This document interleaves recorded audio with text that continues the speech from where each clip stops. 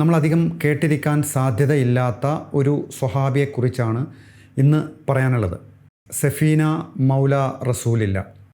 ഇദ്ദേഹം റസൂലിൻ്റെ മൗലയായിരുന്നു. ഈ മൗല മവാലി എന്നൊക്കെ പറഞ്ഞാൽ മോചിപ്പിക്കപ്പെട്ട അടിമകളാണ്.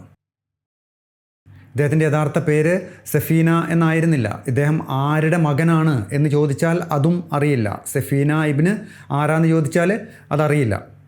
അതുകൊണ്ട് തന്നെ സഫീന എന്ന് മാത്രം ചരിത്രത്തിൽ എഴുതി കണ്ടാൽ അത് ഈ ഒരു സ്വഹാബിയെക്കുറിച്ചായിരിക്കും. സഫീന മൗല റസൂലില്ല.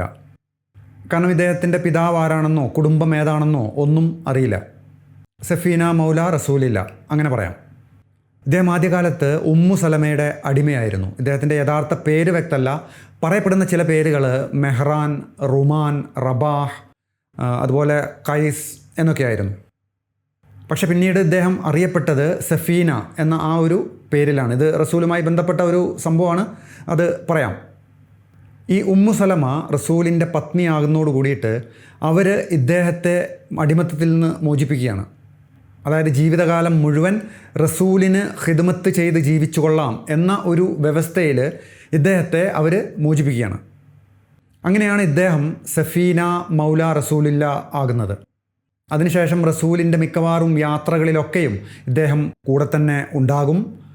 ഈ സഫീന എന്നുള്ളത് അദ്ദേഹത്തിൻ്റെ യഥാർത്ഥ പേരല്ല എന്ന് ഞാൻ പറഞ്ഞല്ലോ. ഈ പേരിൻ്റെ പിന്നിലൊരു കഥയുണ്ട്. സഫീന എന്ന് പറഞ്ഞാൽ കപ്പൽ എന്നാണ്, ജലയാനം, ഷിപ്പ്. ഇദ്ദേഹം റസൂലുമായിട്ട് ഒരുപാട് യാത്രകൾ പോകുന്നുണ്ട്. അങ്ങനെ ഒരു പ്രാവശ്യം ഒരു യാത്രക്ക് പുറപ്പെടുമ്പോൾ റസൂലിൻ്റെയും മറ്റ് സ്വഹാബാക്കളുടെയും ഒക്കെ ആയിട്ട് കുറേ സാധനങ്ങൾ ഇദ്ദേഹം ഏറ്റി നടക്കുന്നുണ്ട്.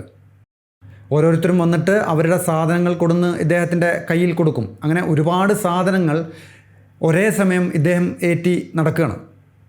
റസൂൽ ഈ ഒരു അവസ്ഥയിൽ അദ്ദേഹത്തെ കണ്ടപ്പോൾ റസൂൽ പറഞ്ഞു, നീ ഒരു സഫീനയാണ് എന്ന് പറഞ്ഞു, നീ ഒരു കപ്പലാണ് എന്ന് പറഞ്ഞു.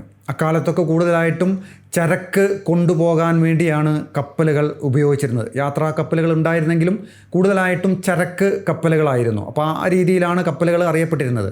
റസൂൽ പറഞ്ഞു, നീ ഒരു സഫീനയാണ് എന്ന് പറഞ്ഞു. ഇത് പിന്നീട് അദ്ദേഹം സ്വയം അങ്ങോട്ട് ഏറ്റെടുത്തു. ഞാനൊരു സഫീനയാണ് എന്ന് പറയാൻ തുടങ്ങി. അതായത് ആരെങ്കിലും നീ ആരാണ് എന്ന് ചോദിച്ചാൽ അദ്ദേഹം പറയും, ഞാൻ സഫീനയാണ്, റസൂലിൻ്റെ മൗലയാണ് എന്ന് പറയും. അദ്ദേഹം അത് സ്വയം സ്വീകരിച്ച് സ്ഥിരാക്കുകയാണ്. അദ്ദേഹം അന്തസ്സോട് കൂടിയിട്ട് സ്വയം പറയും, ഞാൻ സഫീനയാണ്, മൗല റസൂലില്ലയാണ് എന്ന് പറയും. അതങ്ങനെ സ്ഥിരപ്പെടുകയാണ്. ഈ റസൂലുമായിട്ട് ഇദ്ദേഹത്തിൻ്റെ പറയപ്പെടുന്ന ഒരേ ഒരു സംഭവം ഇത് മാത്രമാണ്. ഈ റസൂലിൻ്റെ ജീവിതകാലത്ത് അദ്ദേഹം കൂടെ തന്നെ ഉണ്ടായിട്ടുണ്ടാകും. റസൂലിൻ്റെ കാലശേഷം ഇദ്ദേഹം ബത്തിൻ നഖ്ല എന്ന ഒരു സ്ഥലത്തേക്ക് മാറി താമസിക്കുകയാണ്. ഇത് ത്വായിഫിൻ്റെയും മക്കയുടെയും ഇടയിലുള്ള ഒരു പ്രദേശമാണ് ബത്തിൻ നഖ്ല. ഇദ്ദേഹത്തിൻ്റെ ജീവിതകാലത്ത് നടന്നിട്ടുള്ള അത്ഭുതകരമായിട്ടുള്ള ഒരു സംഭവം പറയുന്നുണ്ട്. ഇദ്ദേഹം ഒരു കപ്പൽ യാത്ര, ഈ സഫീന മറ്റൊരു സഫീനയെ കയറി അങ്ങനെ ഒരു യാത്ര പോവുകയാണ്. യമനിൻ്റെ ഭാഗത്തേക്ക് ഉള്ള ഒരു പ്രദേശത്തേക്കാണ് പോകുന്നത്. ഒരു കപ്പൽ യാത്ര നടത്തുകയാണ്. ആ യാത്രയിൽ ഈ കപ്പലിന് എന്തോ ചില തകരാറുകൾ സംഭവിക്കുകയും അതങ്ങനെ കാറ്റിലൊലഞ്ഞ് തകർന്ന് ഇദ്ദേഹം എങ്ങനെയോ രക്ഷപ്പെട്ട് അടുത്തുള്ള ഒരു ദ്വീപിൽ അല്ലെങ്കിൽ കണ്ട ഒരു കരയിൽ ചെന്ന് കയറുകയാണ്. അടുത്ത് കണ്ട ഒരു കരയിലേക്ക് ചെന്ന് കയറുകയാണ്. അറിയപ്പെടാത്ത ഈ ഒരു കരയിൽ ചെന്ന് കയറിയപ്പോൾ ഉള്ളിലേക്ക് കയറിയ സമയത്ത് പെട്ടെന്ന് ഒരു സിംഹത്തിൻ്റെ മുന്നിൽ പോയി പെടുകയാണ്. ഒരു സിംഹം. പെട്ടെന്നൊരു സിംഹത്തെ കണ്ടപ്പോൾ ഇദ്ദേഹം അമ്പരന്ന് പോയി. ഈ സിംഹം ഗർജിച്ച് അടുക്കാൻ തുടങ്ങി.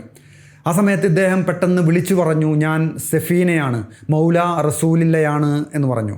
അന സഫീന മൗല റസൂലില്ല എന്ന് വിളിച്ചു പറഞ്ഞു. ഇത് അദ്ദേഹം തന്നെ വിവരിക്കുന്ന ഒരു സംഭവമാണ്.